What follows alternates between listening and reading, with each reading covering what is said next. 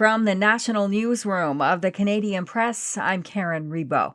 Parts of Mexico are reeling after military forces there launched a daring operation to capture the country's most powerful drug lord, known as El Mencho, and ended up killing him in western Jalisco state. The state includes the popular tourist city of Puerto Vallarta. Cartel members unleashed violence in response in at least 20 Mexican states that has left many residents and Canadian and other foreign tourists sheltering in place to stay safe. Here's ABC's Allison Cossack.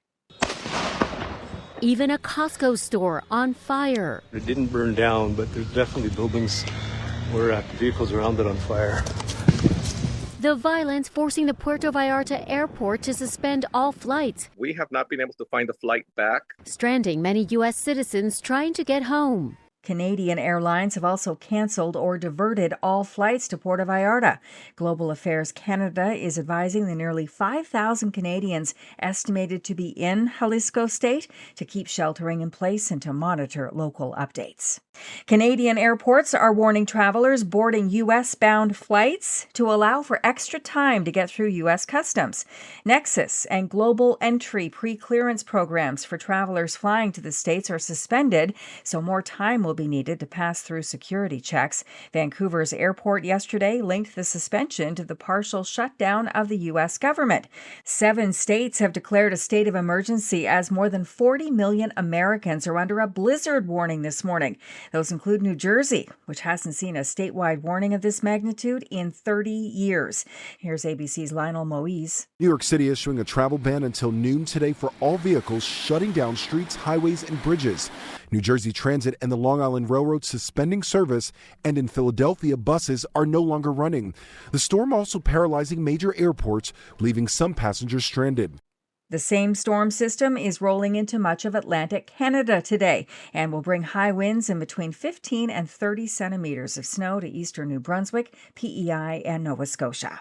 Ontario Provincial Police in southeastern Ontario say a coach bus left Highway 401 last night and ended up on its side in a ditch east of Napanee.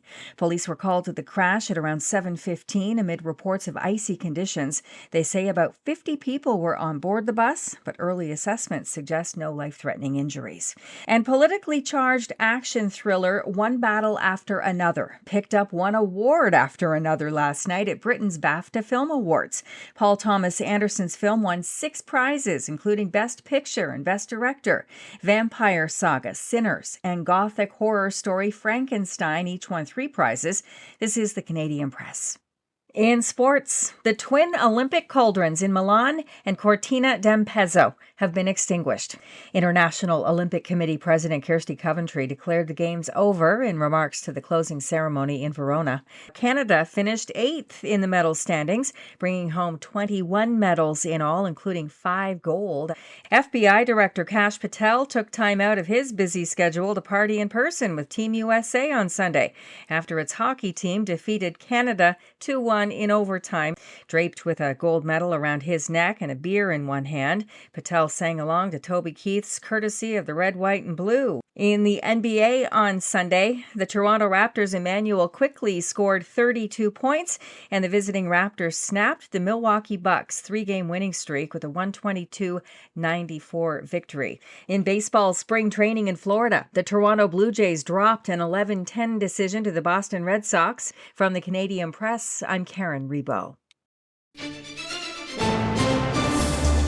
Thanks for listening. Don't forget to follow and subscribe. For more of today's top stories, visit thecanadianpressnews.ca.